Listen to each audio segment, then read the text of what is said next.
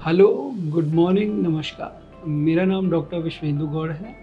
और मैं एक board certified MCH plastic surgeon हूँ, आपकी सेवा में सेक्टर 137 फेलिक्स हॉस्पिटल में।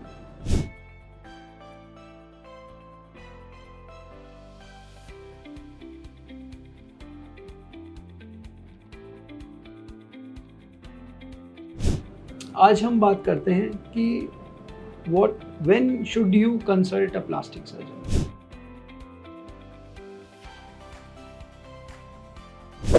आपको प्लास्टिक सर्जन की ज़रूरत कब है और किन चीज़ों के लिए आपको स्पेसिफिकली एक प्लास्टिक सर्जन से ही कंसल्ट लेनी चाहिए। चीज़ों को सिंप्लीफाई करने के लिए मैं बोलता हूँ, जैसे ये हाथ है, इसमें 5 उंगलियां हैं, 5 ब्रॉड टॉपिक्स अगर ब्रॉड परेशानी आपको हैं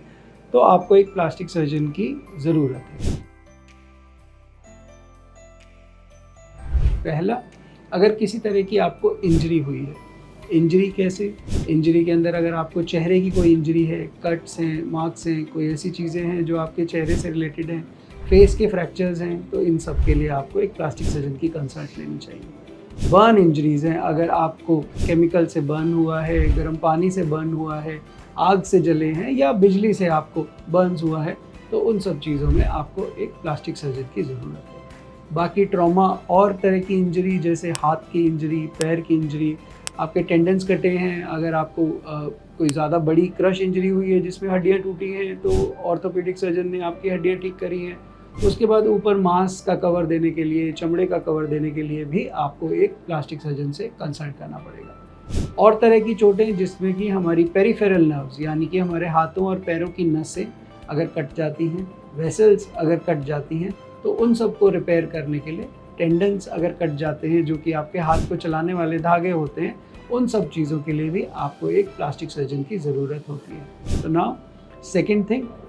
अगर आपके कोई पुराने घाव या स्कार्स हैं, वुंड्स एंड स्कार्स, कोई पुराने घाव, नए घाव, कोई ऐसे घाव जो भर नहीं रहे हैं, जैसे बेड सोर हो गए या किसी और तरीके के घाव हो गए, तो उनको भी कवर करने के लिए, उनके ऊपर मांस या चमड़े का कवर देने के लिए आपको एक प्लास्टिक सर्जन की ज़रूरत होती है। पुराने स्कार, स्पेशली जो लोग आते हैं हमारे पास, वो चेहरे के स्कार से परेशान होते हैं, तो स्कार्स या फिर जलने के बाद आपको स्कार और कॉन्ट्रैक्चर्स बनते हैं जो आपके ज़्यादातर गर्दन, आपकी कोहनी, आपके हाथ, आपकी उंगलियों सबको इफ़ेक्ट करते हैं। इन सब के लिए भी आप एक प्लास्टिक सर्जन से कंसल्ट कर सकते हैं। तीसरी चीज़, कंजेनाइटल डिफॉर्मिटीज़, यानी कि कोई ना कोई पैदाइश परेशानियाँ जो होती हैं, बच्चे को पैदा होते ही जो परेशानियाँ होती हैं, उनके लिए भी आप प्लास्टिक सर्जन को कंसल्ट कर सकते हैं। जैसे कि क्लेफ्ट लिप एंड पैलेट, जिसमें कई बच्चों के जो लिप होते हैं वो अलग होते हैं, ऊपर वाला लिप जुड़ा हुआ नहीं होता, या जो मुंह का तालू होता है, ये ऊपर वाला हिस्सा, ये भी जुड़ा नहीं होता, इसे क्लेफ्ट लिप और पैलेट कहते हैं। या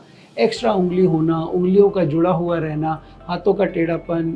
कोई ना कोई ऐसी बीमारी जो पैदाइशी हो, आपकी कोई ऐसी गांठ जिसे कि एवी मैलफॉर्मेशन कहा जाता है, खून की नसों का गुच्छा, इन सारी चीज़ों के इलाज के लिए भी आपको एक प्लास्टिक सर्जन की ज़रूरत होती है। चौथी चीज़ जिसमें कि आपको एक प्लास्टिक सर्जन की ज़रूरत होती है, वो होता है कैंसर रिकंस्ट्रक्शन। बहुत सारे मुंह का कैंसर, ब्रेस्ट का कैंसर, शरीर के ऐसे किसी हिस्से का कैंसर जिसको कि कैंसर वाले, जिन्हें कि ऑन्कोलॉजिक सर्जन कहा जाता है, वो डॉक्टर उसको रिमूव करते हैं, तो एक बहुत बड़ा पार्ट आपकी बॉडी का वहाँ से निकाल लिया जाता है। उस पार्ट को दोबारा मांस से, चमड़े से, हड्डी से बनाने के लिए आपको एक प्लास्टिक सर्जन की ज़रूरत पड़ती है। स्पेसिफिकली अगर बोला जाए तो मुंह के cancer, head and neck cancers होते हैं उनके अंदर, और ब्रेस्ट कैंसर्स के अंदर आपको प्लास्टिक सर्जन की ज़रूरत होती है। बाकी और चमड़े और मांस के कैंसर्स में भी, जिसमें कि कैंसर निकालने के बाद एक बहुत बड़ा घाव बचता है, उसमें भी आपको एक प्लास्टिक सर्जन की कंसल्टेशन की ज़रूरत पड़ती है।